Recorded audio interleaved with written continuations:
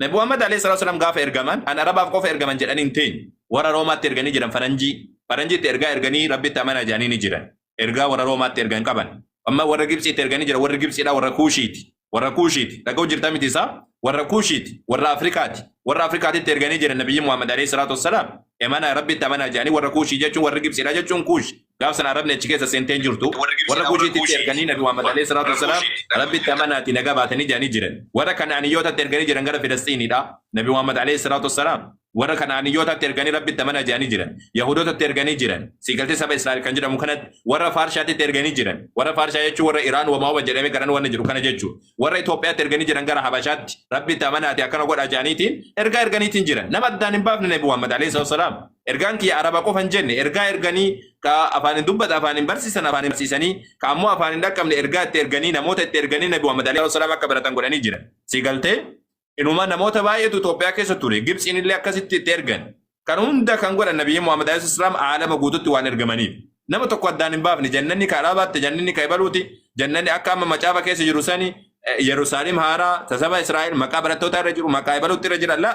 jannanni ka rabbiidha kan nama hundaati jedhanii barsiisan jannanni Israa'el kan nama hundaati gaafa hajjatul wadaa gaafa umuraadha nabi Muhammad alayhi wasallam du'uudhaaf ka'an hajjiidha ammanaa jedhanii ummata ol kaanii yaa ayyuhan naas yaa namaa jedhan la'alli la alqaakum ba'da amii haadha ani bara kanaan boodatti isin arguu dhabuun malaa jedhan isin galtee waa isinitti dhaammadha dhageeffadhaa jedhan wansoo san keessa maal jedhan alaa jedhan nabi Muhammad alayhi wasallam laa fadla li arabiyyin ala ajami namni arabaadha nama araban taane irra hin caaluu jedhan lallaba nabi Muhammad dhageeffadhu namni arabaa gosti isaanii araba beeki araba isaan namni arabaa nama araban taane irra hin caaluu jedhan walaa li ajamiyyin ala arabii namni araban taane illeen ka arabaa irra illeen caalu walaa li abyada ala aswad namni adiin gurraacha irra hin caalu walaa li aswada ala abyad amma sammu namni maalidha namni gurraachi illeen adii irra hin caalu ألا جاء النبي محمد عليه الصلاة والسلام إني دقيق فدا جان إن أكرمكم عند الله أتقاكم وإني الرجالو ربي بنا سبحانه وتعالى ركب جمان اسم برتي الله برتي الركن صدات ربي صدات ملياتي إبلو جتة ولا أفريقيا توف ولا مال تورافيم نعم فكين القرآن كيسون لفته سورة صدمي تكفر سورة لقمان جنما نما كوشيت لقمان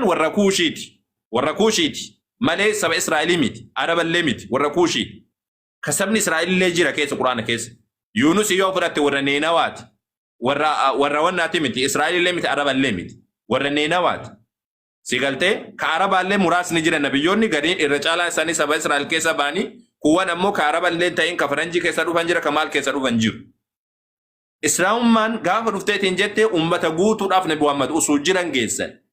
مالي عربا واني الرجال جزاني عربا ترجال جرامي واني عربا فكوباتي كندمي هنجرو إسلام ما كيسا الحمد لله رب العالمين توقف سكان لما فادا موكا تدبت في قراني اورمفاي كمجر هي كمجر كيكونوا اباج عليو كيسان دبسيتي سيفا بربادني اورمفتي كمجر هي كسا وجيني سرت دبسو دنديسا جچو جل قبر كالتا گتمراتتي سرت دبسو دنديسا جچو اسلام برسيس اسلام ما كيستي قراني وني عربي فامبوي في نبي محمد عليه الصلاه والسلام عربي فوان دبتني نبيو توكو غو ارغو ربين نما هونتن ارغوكا نما توكو جفلت ربين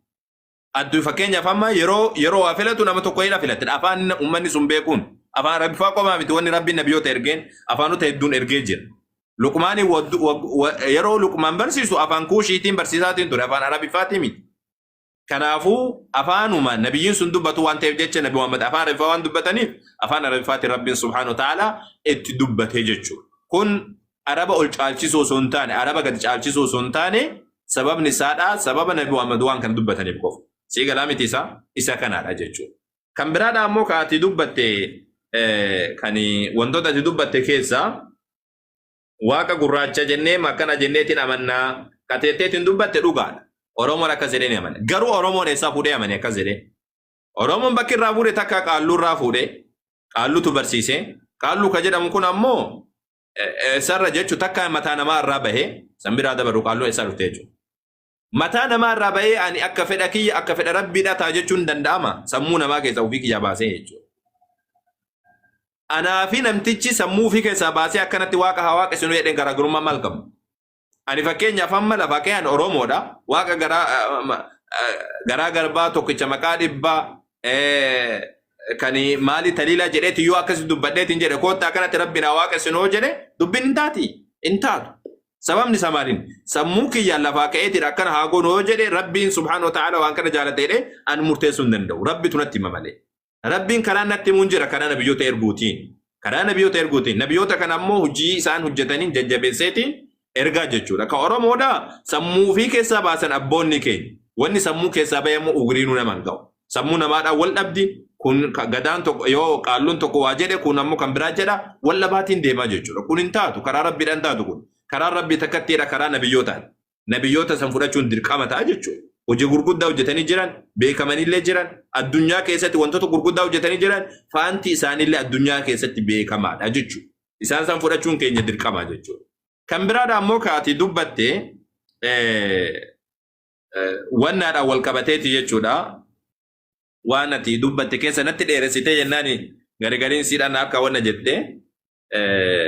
waa'ee wannaati wal qabate waa'ee rabbiin subhaanahu wa ta'ala tokkichummaa isaatiin tokkichuma ilman qabu dhalchu subhaanallah waan amma kiristaanuu jedhan kan rabbiin sadiillee hin jedhamu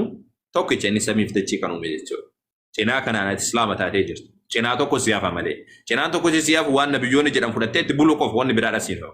Macaafa keessa yoo dhayte ammoo akkuma tu jette jalqaba irraa kaaftee dubbiste seenaa Israa'el ebaluu akkas godhee ebaluu akkana godhee ebaluu akkana godhee ebaluu akkas godhee si galtee ebaluu akkana godhee ebaluu akkas godhee jedheetiin ka dubbatu seenaa Israa'el jechuudha. Si galtee akkasii. Kan biraa ammoo waa'ee nabiyyi Muhammad. Nabiyyi Muhammad nabiyyi akkamiiti kan jedheetiin dubbate nabiyyi Muhammad nama. Quraana keessatti qul innama ana basharun mithlukum jedhi yaa Muhammad ani nama akka keessaniiti jedhi jaa. Yoo haalee beeksifnatti godhama annama ilaahukum ilaahu waahid. Gabbaramaan keessan akkaan kan gabbaramu kan isin gabbaruu qabdan tokkicha. Isa malee kan biraan jiru jechuun beeksifnatti godhama malee ani nama jedhi beeksisi jedha. Nabi Muhammad nama akka Gabriel faa miti akka Mikaa'el faa miti laa sunniin malaayikaa jedhaman ergamoota waaqa keessatti isaan. Nabi Muhammad ergamaadha oguu jennu dubbii rabbiitu itti kennameeti dubbiin rabbii karaa malaayikaan itti kennamtee jennaan uummatatti geessanii jennaan malee nuti isaan namu hin nyaatan hin dhugan hin fuudhan hin heerumsiisan ijoolleellee qaban. Haadha manaallee hin qaban si galtee amma sammuu haadha manaa ofii wajjin illee jiraatan akkuma anaaf siiti jireenya keessatti jechuudha. Inni gadan akkuma anaaf siiti jiraatan. Laakiin wanni isaan irra caalaniin dubbii rabbiitu itti dhufa dubbii rabbii san keessa rabbiin gabbara. Bareechanii nurra caalaa rabbiin sodaatan tanum wanni biraadhaan jiru. Si galtee kan biraadha ammoo wannan si ibsuu barbaadu nabiyyiin Muhammad alayhi salaatu wassalaam wagguu dubbatan gaafa duudhaaf ka'an maal jedhan yaa ayyuhan naas yaa namaa jedhan. لا ترفعوني فوق قدري صدركاك يا أولت والنمفورنا إني كنت عبدا قبل أن أكون نبيا جاء نبي تأوك يندرت أن قبرك ربي تيلا أنا هو بدأ جلس بريجات نبي محمد عليه الصلاة والسلام نما قبرك ربي نما ربي نقبر نما يوقو صلاة الراكان كي ميل لساني تشيت نما صوما أكمل صوم نما ربي صداد نما كابين يوفي أو بلاد تنكابن نما كابين يوفي قوتو نما أفكين qabeenya gaafa du'an nabi Muhammad alayhi wasallam qabeenya muraasa qofatu isaan biratti hafe sunuyyuu sadaqaadha jiran namaaf kennanii du'an nabi Muhammad alayhi wasallam akka horteen kiyyaa kan dhaalle jedhanii jechuudha. Si galtee namuma garuu nama keessaa nama rabbiin filatee dubbii isaadhaatti kennee dubbii rabbii san geessanii isaan illee itti hojjetanii erga sanii ammoo namni illee akka karaa isaanii irra deemu godhan malee waan biraatii miti isiin jechuudhaaf tana si deebisee dheetii yaada. Galatoomii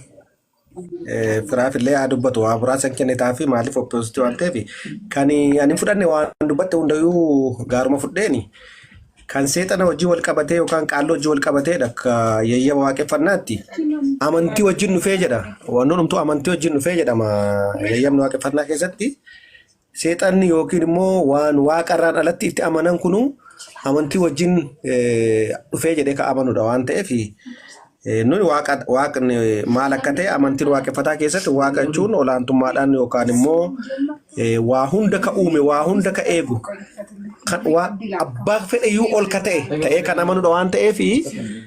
sanatti amanaa garuu wanni qaalluu wajjin wal qabatu qaalluun kan sirna gadaa keessa jiru waa biraadha. Fakkeenyaaf sirna gadaa keessa ka jiru qaalluun wanna biraadha. So innammoo wanna waaqeffannaa keessatti garuu qaalluun inni namni akka seexanaa tokko jedhanii waa himtuu wayii jedhanii waan isaanii wanna biroodha jedhama. Kanaaf ishee qabadhuuti. Mee kan Israa'el olaantummaa maaliif olaantummaan Israa'el kun baay'ate wangeeloma sana keessatti waan an dubbisee fi ishee baruun barbaada beektaa. Firaaf sun yoo firii moo firaadhanne moo jira Yesuus hin baay'inatti fakkaata sana mee